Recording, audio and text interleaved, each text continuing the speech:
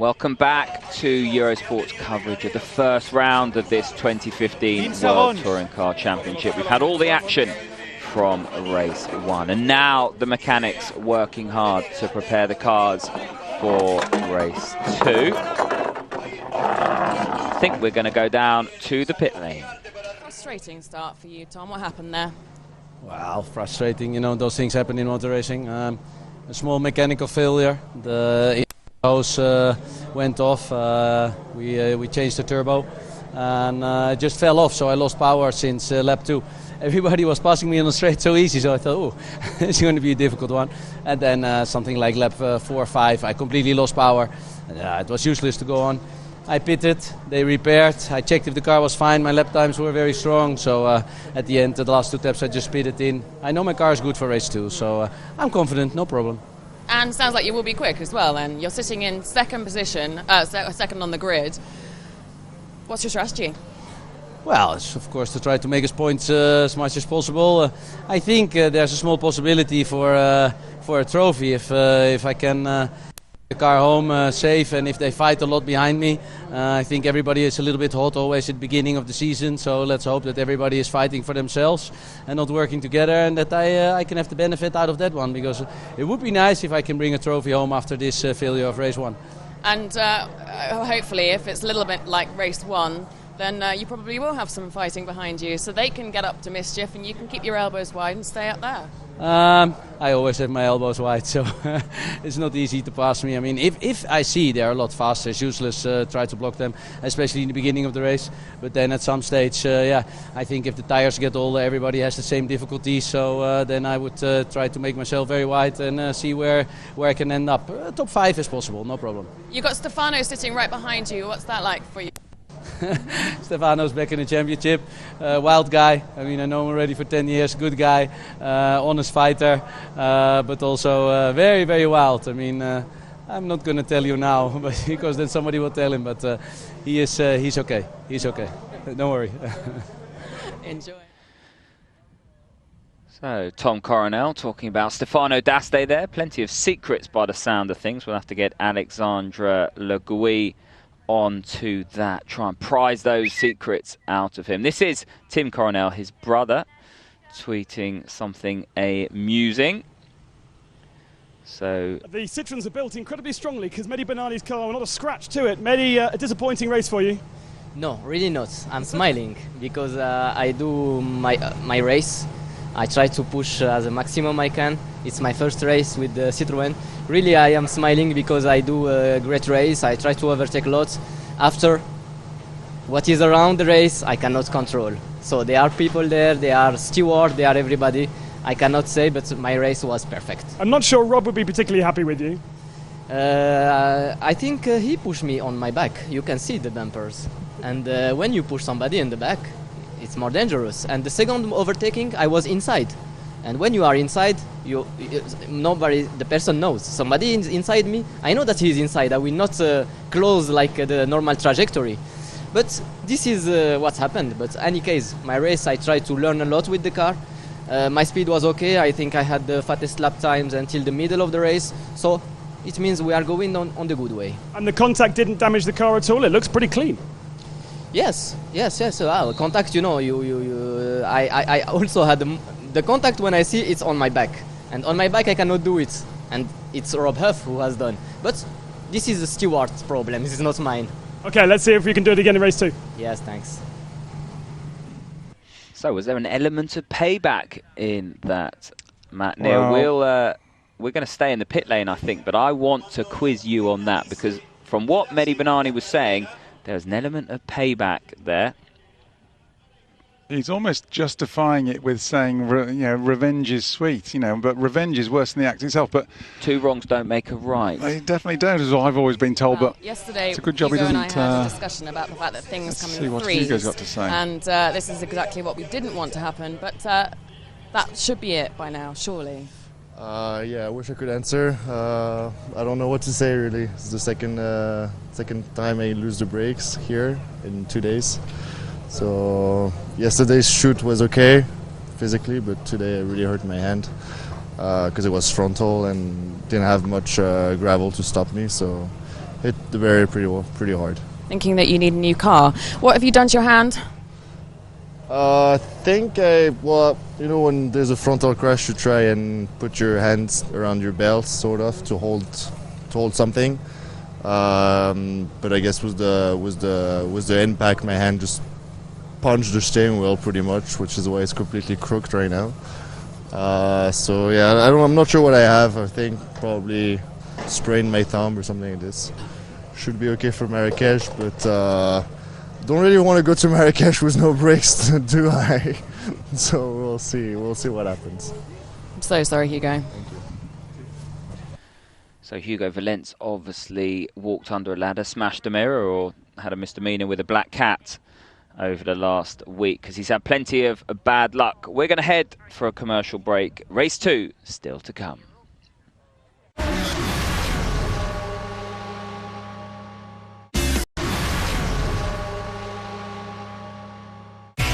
Where performance matters, you'll find Total Quartz. Welcome back to Parc Fermé conditions. The cars have been worked on and we're awaiting race 2 to start. We've heard from Mehdi Banani. We're now going to hear from Rob Huff down in the pit lane. Well, we just heard from Mehdi. I'm not entirely sure Rob will agree that he pushed you. Yeah, apparently he pushed me. So, if I was him, I'd be really impressed with myself this weekend in the Citroen. Fastest car on the grid, and made a mess of it in qualifying all on his own, and made a pretty bad mess of that race, didn't he? Not only for myself, but for Stefano. And yeah, it's a shame. That's what happens when you put pretty dull drivers in fast cars. Race 2, your thoughts? Yeah, we've got to get it fixed. We have got a slight problem in the sense that something is going to be bent on the car for sure, because we haven't got time to fix everything. We'll go out, we'll do the installation laps, see how we get on, but providing it's all right, we'll see how we're getting on, and be starting ahead of Banani again, so perhaps I can hit him with the rear of my car again. Thanks, Rob. Brilliant, that's just what we want to see. A bit of pantomime villain action. I have to say, I agree with Rob Huff, not with the comments about Mehdi Banani, but I don't think personally that that was Rob Huff's fault, and I think what he was doing before was a bit of cricket. Ivan Muller is going to have his say next.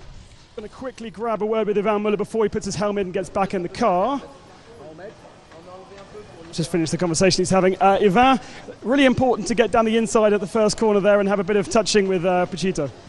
Yeah, I did a better start than him, and then he came to punch me. It was not necessary, but he's like this. And then he played well. He played well. I had a bit of understeer on the first corner, and he crossed behind. He gave me a punch from the other side, and then race was over.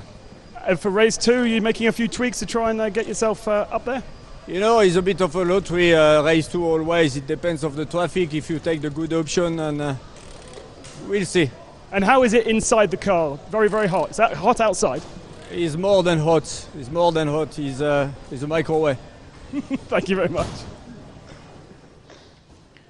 So as Ivan Muller trudges back to his rather expensive microwave that's currently sat on its jacks here in Argentina, the Termas de Rear Hondo pit lane about to fire into action. And well, I can't wait to pick your brains on the Mehdi Banani Rob Huff spat.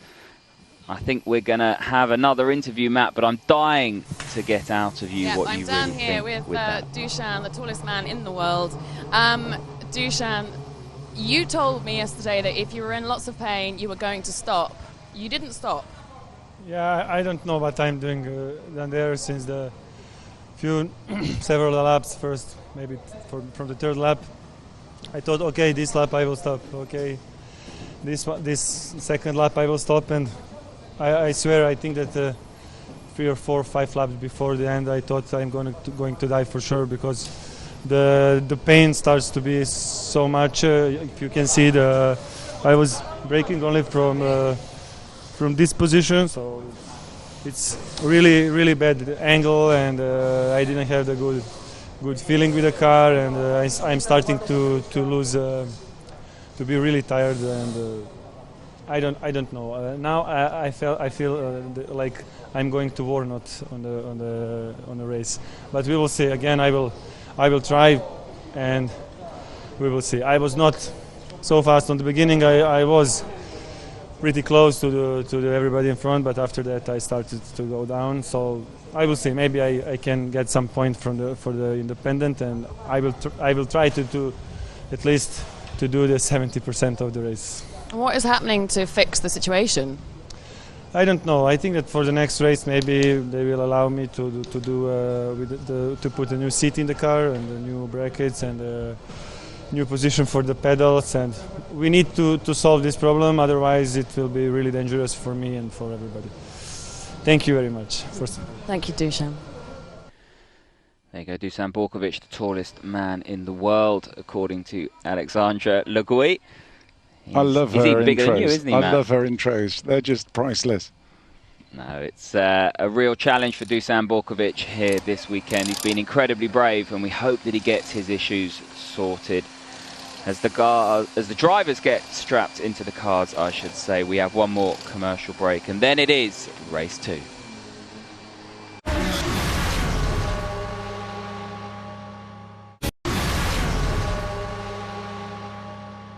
The FIA WTCC is delivered by DHL. Well, the antics have begun in earnest here in Argentina. We're only 13 laps into the 2015 World Touring Car Championship, and already Ivan Muller has the hump with Jose Maria Lopez. Rob Huff has fallen out of bed with Mehdi Benani. Those two will not be writing Christmas cards to each other. And we still have another 13 laps. Race 2 still to come. And Matt, it's what we want to see. The pantomime villains, what touring cars all about. You're an expert. You've been here many a time with, dare I say his name, Jason Plato. There would have been a few critics saying that first race was a bit processional in points. But boy, they made up for it afterwards, didn't they? So it's fantastic. The stage has been set. It's great to see Muller's already got the ache with Lopez, and he got a bit of his own medicine, which Ivan never likes, because he is a fighter. You got Huff and Benani smiling like a Cheshire cat, but I'm sure if he'd done that down the Larder garage, he'd got a punch in the ear for his good measure. And then you got Filippi obviously having a go at Tomo. That's another one. You got Borkovic falling out with his Honda, not being able to get that, and you got Valente falling out with the scenery and trying to hit everyone in that respect. So I think the Campos crew, they only bought one boat full of Chevy spares for him, so that's going to be definitely in the container on its way home. They bought everything but a spare set of brakes, because that. I thought you were going to say the kitchen sink then. Yeah, well, I don't think he would. He'd have broke that, I think. Sink. Yeah, he would have broken that, exactly. Well, you could throw that out the windows when he's failing to stop, but he'd be scared to get in a racing car, won't he, after this weekend? Marrakesh, the next round. Certainly don't want any brake failures around there. And then Dusan Borkovic, 6'9". I mean, he makes you look small, Matt, which is challenging. Well, he is the tallest man in the world, as Alex has told us. There you go. That is a Eurosport exclusive. Alexandre Le Guy, Dusan Borkovic is the tallest man in the world.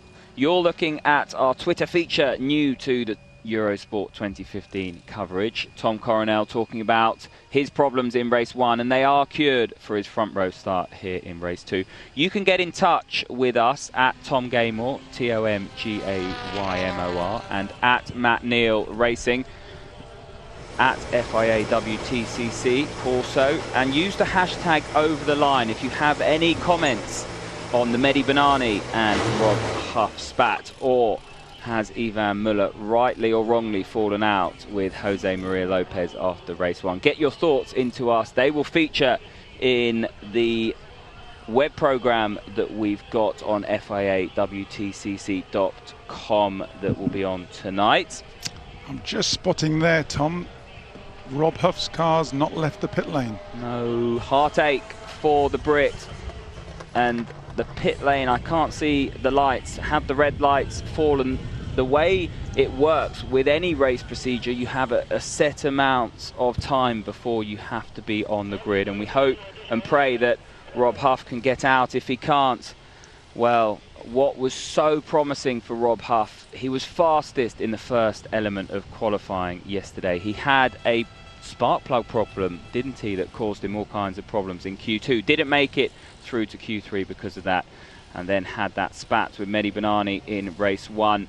He was my one to watch here this weekend, and if he doesn't get out, it's a real crying shame. But on the flip side, pole position right under your nose there, the yellow car of James Thompson. The Lada Sport team do have their reward for their hard efforts, because James Thompson has got back out at the end of that final race, the final few laps of race 1, to claim his pole position that he got for the reverse grid element of qualifying yesterday. So he will line up on pole position. Can Rob Huff get out? He may be able to take the green light at the end of the formation lap, Matt.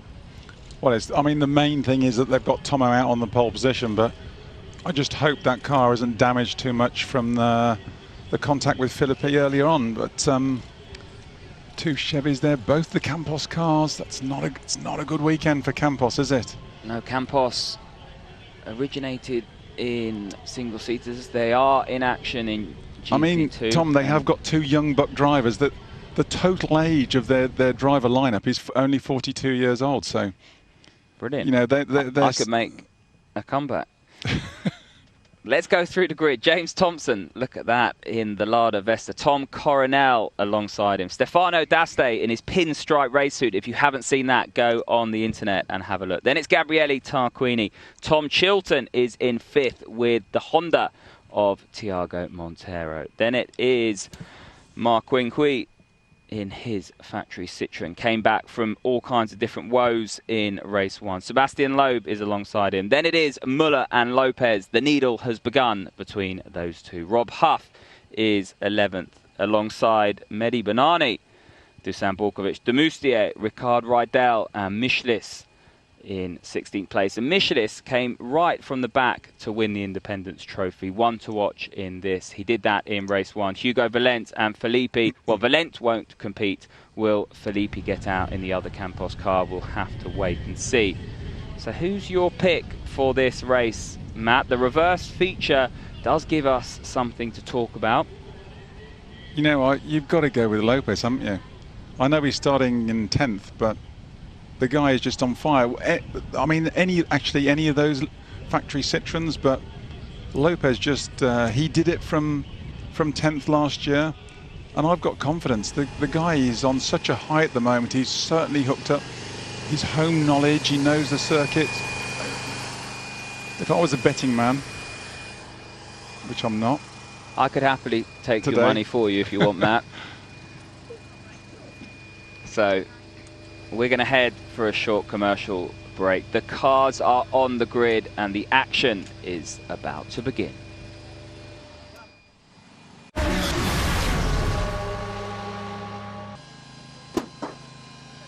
So Thiago Montero with the cool sheet over that Honda Civic, looking very cool, playing up to the camera. He's got it all to do in this second race. It was a reasonably strong performance in terms of finishing position for him in race 1. He starts 6th in race 2, but he'll certainly be hoping to close the gap on the Citroens in terms of pace. Tom Chilton had a really good action-packed first race. He defended well, but couldn't resist the advances of Mehdi Banani. That pushed him wide. Then Michelis got through, as well as one or two others. Couldn't regain the ground, but Tom Chilton, starting 5th, will be looking to get away from the grid on effectively the dirty side. We haven't really talked about that, Matt, have we? That we talked about how slippery it is offline, but that side nearest the pit wall is very, very dirty. That's the side that Jose Maria Lopez struggled to get away from in the first race, and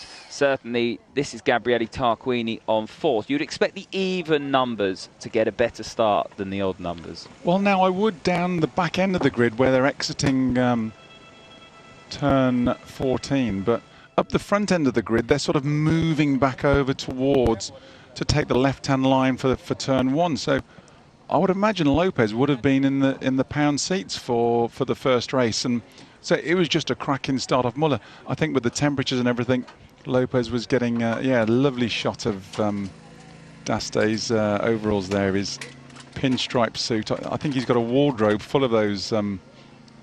When he goes to America, he's got a special one for the USA. Captain America, isn't it? Captain America, but certainly tops and tails is the order of the day for Stefano Daste. And what a character he is. We heard this man, Tom Coronel, trying to allude to some stories without giving them away. And look, he's got cheese on his splitter there, and his helmet looks like a giant block of cheese. So is the livery of his car. So the DHL yellow with the Swiss cheese styled hold livery there. So as we listen to Ben with our pole man. Since you saw a clear track ahead of you, excited? Yeah, why wouldn't you be? Fantastic. Yeah, really pleased. This really was a shakedown weekend for our car. So fantastic job by the boys to really be in this position. It just shows this year our improvements in performance when we can be shaking the car down and still be in the top 10. So everything's changed here. We're very excited, and yeah, so am I. It's great to be. Ivan said that the car was like a microwave. How it is for you in here? It's slightly warmer than Scarborough Beach on a sunny Sunday, that's for sure. But yeah, we'll definitely be earning a cold one today. Good stuff. Have a good one. No doubt James Thompson would rather be on pole position around this Termas de Rio Hondo circuit in Argentina than Scarborough Beach. And I can confirm that it is warmer in Argentina than it is in Scarborough, back all the way over in the UK right now.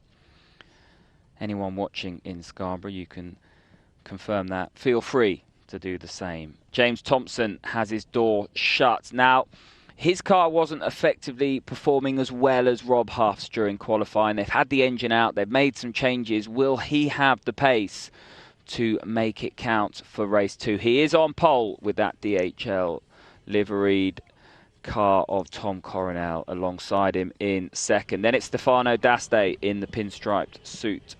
Tarquini, the first of the Hondas. Tom Chilton, Tiago Montero, Quinn Huimois, Sebastian Loeb, and then Jose Maria Lopez, race 1 winner with Ivan Muller alongside. Going back, can Michelis do what he did in the first race? Because for me, he was very much the man at the moment. A lot of people tweeting in, Matt, saying that Norbert Michelis was in fact the driver of race 1. You'd be hard pushed to beat Jose Maria Lopez, but he did do a good job, didn't he?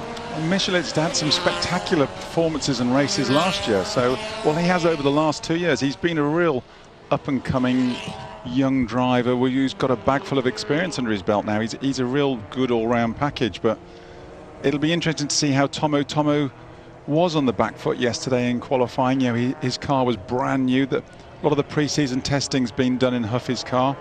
So Tomo's was literally brand new out the box, and so there were a lot of new car teething problems with it, and every time it was going out and coming back in, they were sort of rectifying all these issues, and hopefully with another few miles under his belt, all repaired up. I just hope the repair from race 1 is tip-top and it'll be good to go, because the speed that Huffy's showing in the other car, you know, Tomo's up for the job. So Huffy starts from the pit lane. That eliminates his battle with Mehdi Banani into turn 1.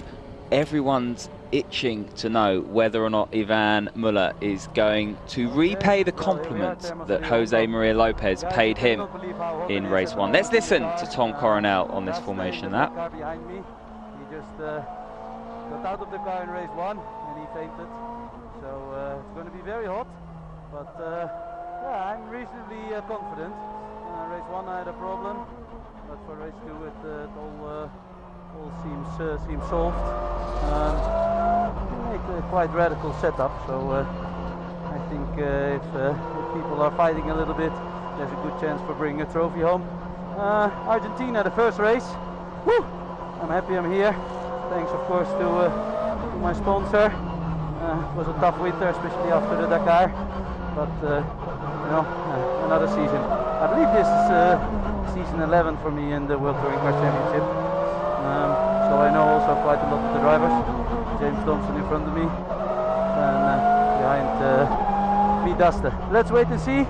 Let's make a good start, because there's 90% of the race. See you there. I thought Tom was going to do the whole race for us there, Matt. I thought we were going to sit back, watch the action unfold, and see whether or not, as we were saying before Tom started talking, whether or not Ivan Muller and Jose Maria Lopez are going to come to blows through these first couple of corners.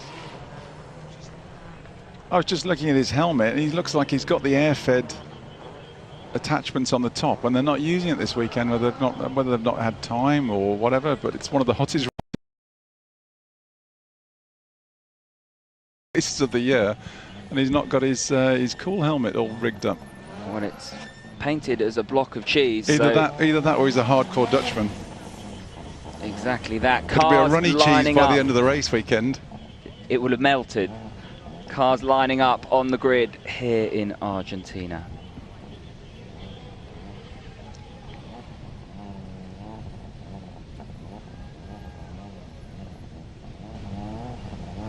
Round 2 of the 2015 World Touring Car Championship about to get underway. And can James Thompson in that Lada Sport Vesta lead Tom Coronel into turn 1? The green flag waves, the red lights will build. And it's a very good start from Tom Coronel. It doesn't look as though Thompson's got away particularly well. And Tarquini looking up the inside. He's on the grass. He's going to lose speed. Can he get back up the inside? There's plenty of contact. Daste into Thompson. Tiago Montero around the outside of his teammate Tarquini, and it's well, lots of door bashing, and there is Daste. He is off further back. He's going to be stuck in the mud by the looks of things. But out front, Tom Coronel has got that all-important lead into turn 1 from Gabriele Tarquini, who was all over the grass. How did he not lose momentum there into turn 1, Matt? I was just trying to make out which of the Citroens had made best progress at this point, and I think it's Quinquar Mar, but followed by Lowe. But the altercations between Muller and Lopez is what I'm dying to see, and I can't spot it from here at the moment. So it looks as though one of the Hondas there getting in the mix with Sebastian Loeb. It is Tiago Montero. Loeb goes through as our live timing tries to reset itself. It is Tom Coronel at the moment from Gabriele Tarquini, and that is a move for position. Mars down his inside. Can he hold off Loeb, or is he going to lose 2 places? No, and they've gone up inside the Coronel. This is going to get awful busy into here. It's Mar with Loeb around the outside. Tom Coronel's got the best seat in the house. He's watching on. Gabriele Tarquini's trying to get that position off Coronel under pressure from Montero. But what a first lap we have as the action unfolds here in Argentina, because already it is a Citroen leading. It is Mar from Loeb, and Coronel is third. Plenty of locking up into the final corner. There is Jose Maria Lopez. He's got Muller tucked up right behind him, and also Mehdi Benani is in that scrap. Yes, Mehdi Benani has got in the middle of that scrap in the Sebastian Loeb run Citroen, and also Michelis with a very good first lap, because he's up trying to challenge Jose Maria Lopez. Mehdi Benani now will come and challenge Michelis, the Hungarian, under pressure as Mehdi Benani positions his car around the outside. He's going to get the run. Ivan Muller giving Michelis the hurry up. Mehdi Benani is in fact through, so Michelis now having to defend from the Citroen of Ivan Muller, and Rob Huff's race is over. But look at that first lap already for Sebastian Loeb. He's got a good lead coming through down into turn 5. Quinquimoir under pressure from Coronel, and Tarquini's about to get the attentions of Jose Maria Lopez. It's like Tarquini's just rolled over and let Lopez through, like he knows he's going to be faster. So can he latch on the back of him and pick a couple off, pick Coronel off maybe as Lopez opens the door? There you go. Oh no, I thought he was but no, Tarquini's going back at him. Fair play, good man. Well, Tarquini has got plenty of experience, made his debut in touring car racing in 1989. I was only 8 years of age, and Coronel's run wide. As soon as you get off line, Matt, you've got no chance, and look at the mud that he's flicked up from his splitter. He's going to go from hero to zero. As look at this gaggle of cars. Michelis in there, Chilton's in there, Borkovic is in there with his dead left leg. He can't brake. Can Dusan Borkovic, and Ricard Rydell all the way around the outside. Did Montero or Tarko? I'm just trying to make them out. There's so much going on at that point. I can't take a breath. Let Rydell through. There is action all the way throughout the field, car. and the safety car is out. It is a safety car. They're all slowing. That will be a real pain for Sébastien Loeb. Quincouimois will line up behind the Frenchman, and then it is, as our timing screens Coronel needs to pit under the safety car unless the pit lane's closed to try and get all that debris out of his radiator. Coronel was third going into that lap, and he's dropped all the way down to the back of the field. As it stands, it is Loeb from Mar, from Tarquini. Jose Maria Lopez has got the advantage back up to fourth. That ended the first lap, a real melee. Then it is Benani and Montero. So under safety car conditions here in Argentina, and that was a pretty fraught first lap. Look, there is Sebastian. No, that was Mar running wide. It was very difficult to pick out with the long shot, but if you look here, that is Mar running wide, and that's how he lost the lead. Sebastian Loeb inherited that, got the run all the way down to turn 5. So that is a bit of a disaster for the Chinese. Quincouimois certainly Schoolboy error there. Not taking the pressure. Yeah, he'll be ruining that. That's the race. Loeb made a rookie error on the first lap by trying to go around the outside of Mar and got all on the dirty track. And then Mar's handed it back to him on a plate. It was very, very difficult to take stock. You alluded to it. There was just action all the way throughout the field from about third down. And at one point, Jose Maria Lopez, down in about 7th or 8th place, he's popped up into 4th. Coronel is the big loser. Norbert Michelis got involved in that as well. He dropped back. We had Ricard Rydell climbing all over the back of Tom Chilton. And this is a replay at the start. Watch Tarquini in the white-nosed Honda get on the grass. How did he not lose momentum here? Kept his foot in. It's Italian. Have you never seen the Italians drive around Milan? Well, there's more traction on the grass than there is offline around here. He'd have been here. waving his fist as he's going down the grass as well. Yeah, let's hope so. Cartoon villain. But Tom Coronel did what he needed to do. That was Stefano D'Aste. It went wrong for him very early on in that first lap. I mean, the astonishing thing is all the factory Citroens were close proximity together. How's Loeb ended up in the lead when Muller's going to be fuming back in, where is he? 8th place at the moment. Well, Lopez was down with Muller, and Lopez has suddenly popped up into 4th place. Loeb seemed to make the better of the traffic at the start. He just got, I think Tarquini got bumped off, didn't he?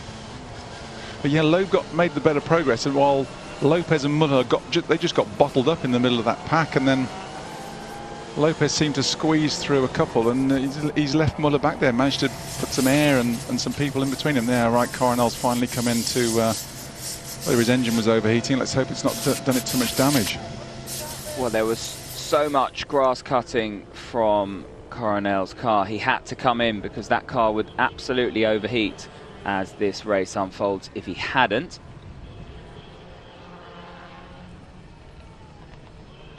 Safety car lights still on. Sebastian Loeb with 1 career touring car win to his name currently leads this field. He was 3rd in the 2014 World Touring Car Championship.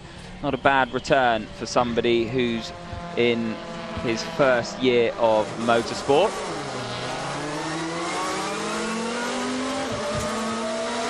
This is Tom Coronel heading down into turn 1. And it was fairly stress-free for him. It's all gone wrong later on down the line, but for Tom Coronel, considering the action that unfolded further behind. He got through that corner pretty much scot-free. The other one we haven't mentioned, Tom, is Thompson. He made a big charge on that first lap, but unfortunately it was from the front to the back of the grid, not the other way round. So just to compound Lada's rotten weekend, that will. And just to confirm what I meant when I said Dusan Borkovic had a dead left leg, he can't fit in that car. We heard from him talking to Alexandre Le Guy, and what has happened there? Right. I think Ma has pitted. Quincui Ma has disappeared off into the pit lane. Now, I have not had anything through my ears as to why that is, Matt. No, he's got debris in the radiator. Okay, so it'll be overheating. That was from his grassy episode, and that car will be overheating. And the safety car is actually the worst possible time for him, because you don't get the airflow that you're getting, and he's tucked up behind Sebastian Loeb. So that would have sped up that whole episode in terms of the overheating and his dashboard lighting up like a Christmas tree, if you like. 1 lapse of concentration, and that's it. His whole race 2 has gone west now. It looks like Coronel's splitters come loose or something. Definitely underneath the front of his car. Yeah, it looks as though that's the case. If he goes over 15 miles an hour, that's going to detach himself. He won't do much damage to the leaderboard if he continues at that speed. An incredible amount of noise in car. It looks minor from us here, but... and he won't know what it is. That's the worst thing as well, isn't it? You'll have a good idea. Well, yes, it's something detached itself from the front of the car. So Sebastian Loeb is still your race leader. It's Gabriele Tarquini now from Jose Maria Lopez. So Lopez up into a podium position already. And your bet, Matt, looking very, very safe. Can Sebastian Loeb run away with this? Can Gabriele Tarquini defend from the Argentinian? Mehdi Banani's in the mix as well. He's looked racy all weekend. The pantomime villain of race 1. Rob Huff fans will be cursing his name every time he appears on the screen. But in 4th place, he can do some damage we could call him the smiling Moroccan Viper as the season goes on. That just rolls off the tongue there, doesn't it, Matt? Doesn't it? I have trouble as it is getting multiple syllables out. I had oversteer in the corner where I'm now, turn 7. So I lost some speed with Gabriella, went together to T9. I outbraked myself. It was just a stupid move of myself. Car felt great, but now to pit in, temperature was going up, so we had to clean the temperature, but the front splitter fell down. So this is it. Argentina is not my lucky thing. It was going so well, you know. First lap I took the lead, everything felt fine, and then this. Well, it's all my mistake. That's all I can say. So Tom Coronel being open and honest. And the reason we have the safety car, I'm just hearing in my ears, is it is oil around the corner on turn 2. And you can just see it there in the middle of the track. Now, apparently that's oil. And it was Stefano D'Aste that went off there. D'Aste is not running. Yeah, so he got dragged off, and you can see that the mud and what looks like water is in fact oil. They're not doing anything in the way to treat it though, Matt, which is rather... Maybe they're trying to wait for it to evaporate. But they could be going around here for a few more hours. Judging by the oil temperature in these cars, it's going to take a while for the oil to evaporate on the exit of turn 2. It's a good theory. Yeah, so I was criticising Ma for his, going off on a lapse of concentration. Maybe because it was where did he go off? It was through turn 4. No, he went off up here, 3. No. Yeah, it was through turn 4, exiting turn 4. It was. So he could have got oil on his tyres, because that oil's going into turn 2. So he might be the first victim, because he'd have been the first car on the scene as well.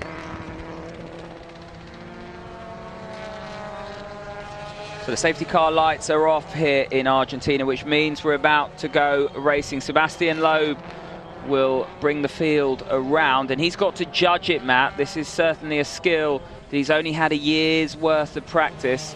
With all on the track on the exit of turn 2, this could go one of 2 ways. Sebastian Loeb will be the first on the scene. Quincui Ma was the first on the scene last time, went off at turn 3. but I'm sure they would have been warned. Now Loeb's gone early, the safety car's not quite in yet. I really do hope that they don't catch it up, because that could be quite awkward. The safety car will have disappeared off to the right-hand side. Sebastian Loeb pulls out of turn 14 to lead this World Touring Car field through to the green flag. 5 laps completed of this 13-lap race. Tarquini blocking there Jose Maria Lopez early on into turn 1. We just saw a little bit of a lock-up from Loeb going into turn 1. Did it running wide.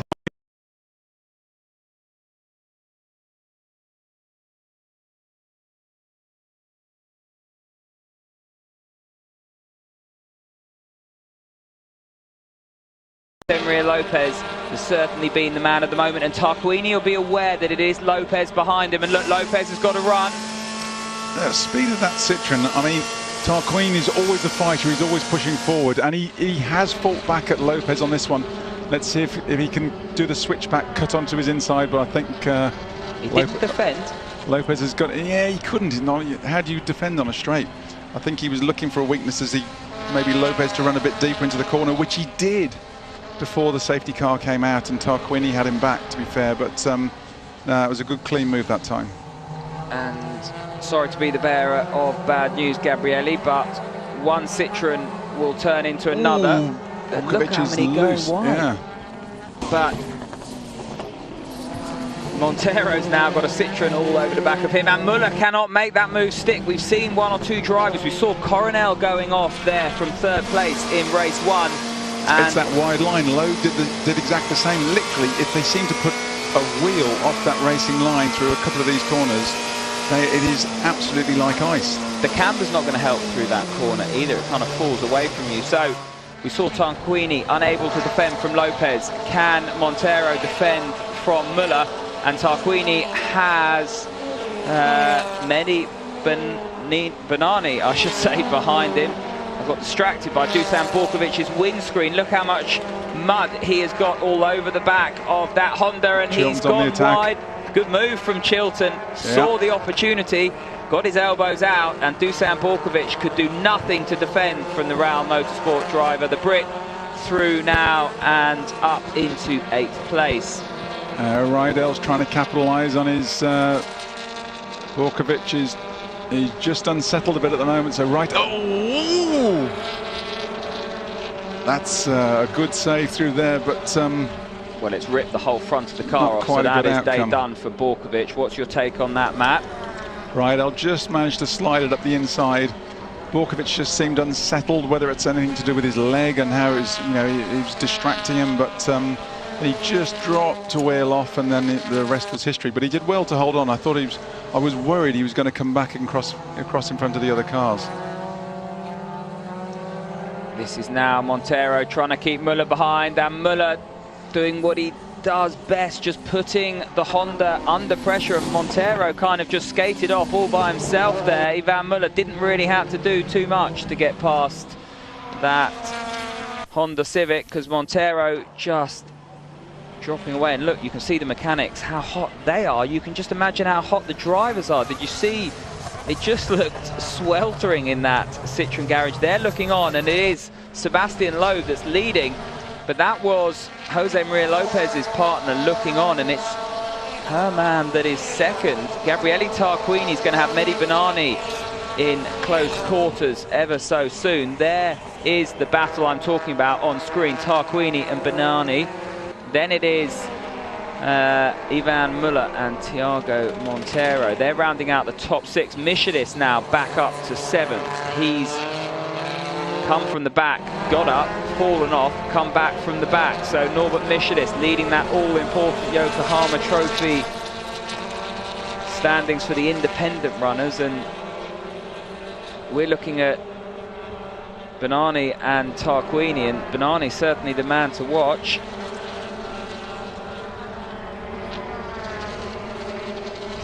Yeah, Benani's on the move, but it's going to be interesting to see if Muller can make any inroads into these two while Tarquini and Benani are fighting it out. But that Citroen definitely seems to have the legs on the straights of this. Tarquini's fighting hard though. He's gone defensive a few times, and look, he's running wide deliberately there. So Bernani can't get the run. Bernani's going to have to look around the outside. This was the corner that he had his little incident with Rob Huff. Yeah, Tarquini forced him wide. That was a good tactical move from Tarquini. Forced him wide, get his tyres a little bit dirty, but Bernani is still there. The car is really hooked up, really working well. And this has also brought Muller into the chase now. Bernani had a good battle with Tom Chilton in the first race, and he's having to earn his money here again. Gabriele Tarquini is a wily old fox. He won't thank me for using the word old, but this man has started over 30 Grand Prix. He's been in and around the touring car scene since 1989, and he's got plenty of race wins, 20 World Touring Car wins under his belt. Mehdi Bernani is going to have a pretty extensive look in his locker as to what he is going to throw at the Italian, because now he's got Ivan Muller behind, and he can't do anything to upset that Citroen camp with Ivan Muller. He's the meat in the sandwich now, Mehdi Bernani. He's the Citroen with the red and green colours in the middle there. Ivan Muller in the works coloured white and grey car further behind, and then it is Tarquini in the Honda. Interestingly enough, the colours very similar to Mehdi Bernani's Citroen as they head down to turn 5. But also, Tom, don't forget the inter-team politics. And this is the time of year where you set your stall out to be the dominant teammate. You know, Montero put one over on Tarquini last year. Tarquini won't have liked that.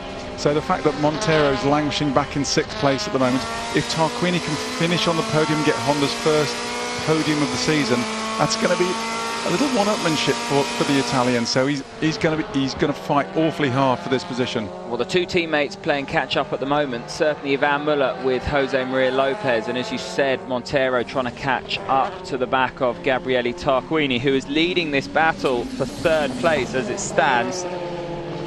Sebastian Loeb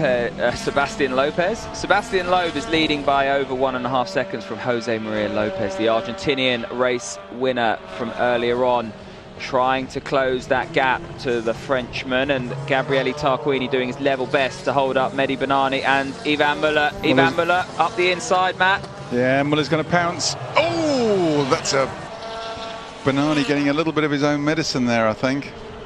Let's hope it isn't damaged and he can continue, but I think Muller might get a wee bit of doubt. Did Bernani turn in? Because he was fair way up his inside. Now, Matt, we talked about the strength of cars. Ivan Muller's car doesn't even look as though it's got a scratch on it. How's he even got the corner left on the car? Because that contact was substantial, and you said they went